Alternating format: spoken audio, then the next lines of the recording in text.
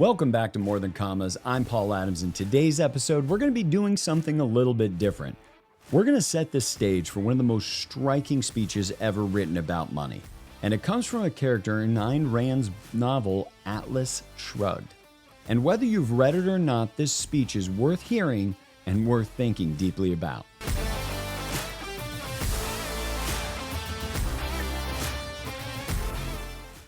In our last episode, we asked a question that shakes a lot of assumptions loose.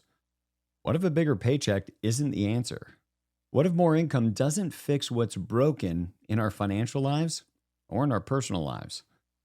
That conversation came from years of working with high-earning individuals and couples who quietly realized that after achieving whatever more was for them, they didn't feel better. They're successful but not peaceful, productive but not present, wealthier on paper but they're stretched in their inner soul. And yet, here's the tension. Money still matters. Money is not the villain. Money is not evil. And it's not corrupting by nature. That may sound surprising to many of you, but what I'm pointing to is that money is a tool, and more than that, it's a magnifier. It reveals and reflects who we already are. You see, it turns down the noise in some parts of our lives, but really turns it up in others. You see, if you're generous, then money is going to make you more generous. If you're insecure, money can build a thicker wall around that insecurity. If you're faithful, money can give you more margin to live that out. And if you're entitled or careless, well, wealth won't hide that for very long. That's why one of the most important things to do as your wealth grows is to grow as a person of integrity. Because money multiplies your influence, and it can also multiply certain consequences.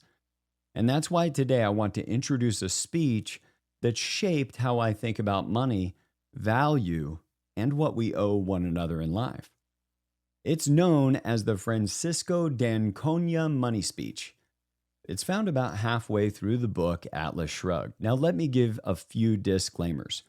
First, Ayn Rand, the author, is deeply controversial. She escaped communist Russia and through that became an author in the United States. She is a devoted atheist and openly opposed to Christian morality as she understood it. She believed in radical individualism and had a sharp edge toward altruism or collectivism. In many ways, her worldview is incompatible with most faith-related or biblical worldviews. But that's also what makes it so interesting.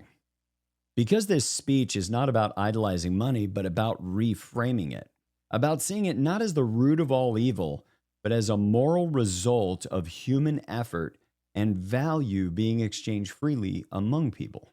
And for that reason, I think it's absolutely worth listening to. You may not agree with every word, and you shouldn't. As a matter of fact, I can almost rest assured that this speech is going to offend everybody. Because there's something in it to reflect on for everybody, and then there's something that's going to feel like a bit of a gut punch to about everybody. And that's one of the beautiful things about taking on ideas we wouldn't normally, and something we hope to do here at More Than Commas more often. But it is this speech one of the clearest expressions of a worldview that has shaped modern economics, entrepreneurial ambition, and even the subconscious ideas that we bring into different financial decisions. This episode is brought to you by Sound Financial Group. At Sound Financial, we specialize in helping clients build strong, long-term financial strategies for their retirement. If you're looking for personalized advice to help manage your wealth, visit us at sfgway.com to learn more about how we can help you achieve your goals. Now, there's one more heads up that this speech is from a novel written in the 1950s.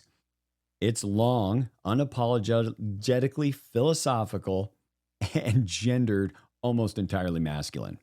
He talks about men when he means people and producers as a kind of people that are out there that may have some elite status because they got really good at it, but people out working in society to create something. That's just the era that the book was written in. And of course, the speech was set in about 50 years before that.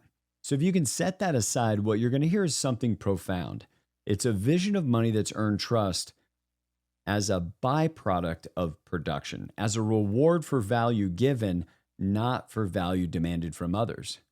And as D'Anconia says in the speech, money is only possible if there are people who produce, if there are men who deal with one another by trade, giving value for value. Now, by the way, throughout this speech and this, we'd love to hear your comments below. We want to be in the conversation with you. How is this landing with you so far? Does it feel like this, if you listen to the next episode where we go through the speech, or do you feel like you're going to be agitated already? You see, it's not about greed. It's about exchange of effort, time, talent, and integrity.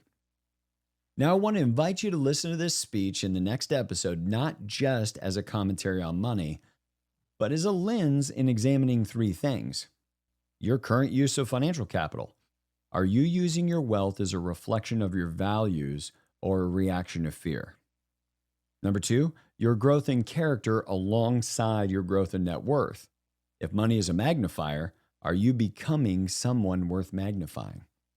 And your estate plan. Now, this might sound kind of out of left field, but stick with me. If money value is stored and passed on, what does your estate plan say about what it is that you value? And what that might mean is making sure you're also preparing your children to, as you'll see him talk about, meet where their money is. Because what they'll only be able to do is keep the amount of money that they were prepared to be able to handle. And I want you to know that this isn't any kind of blanket endorsement of Ayn Rand or everything Atlas Shrugged, but it's definitely a speech worth revisiting. So in the next episode, I'm going to read this speech in its entirety unabridged so that you can hear it the way that it was originally written. And then in the episode after that, I'm going to walk you through some of our reflections, especially for me as a man of faith, as an advisor, and someone who believes that your identity is rooted in who you are, not what you earn, which is in some contrast to this speech. But for now, I want to leave you with this. If money is a mirror, what is it reflecting? If money is a tool, what purpose is it serving in your life? And if money is a magnifier, is what it's going to be magnifying worthy of expansion? So let's be the kind of people who grow in wisdom as we grow in wealth, because your financial capital will never outpace your character, at least not for long. So if you know somebody whose income is growing, but they're wrestling with what it really means for them, share this episode. You can always, of course, subscribe here to More Than Commas, leave us a review, put a comment below. And if you want to have your own philosophy conversation with one of our advisors, you can reach out at www.sfgway.com. Thanks for listening. As always, I'm Paul Adams, and this is More Than Commas. Next time, you're going to hear the full Francisco D'Anconia speech. Listen closely, not just for what it says about money, but what it might reveal about the way that you want to live. That's it for this episode. Now get back to living a great life.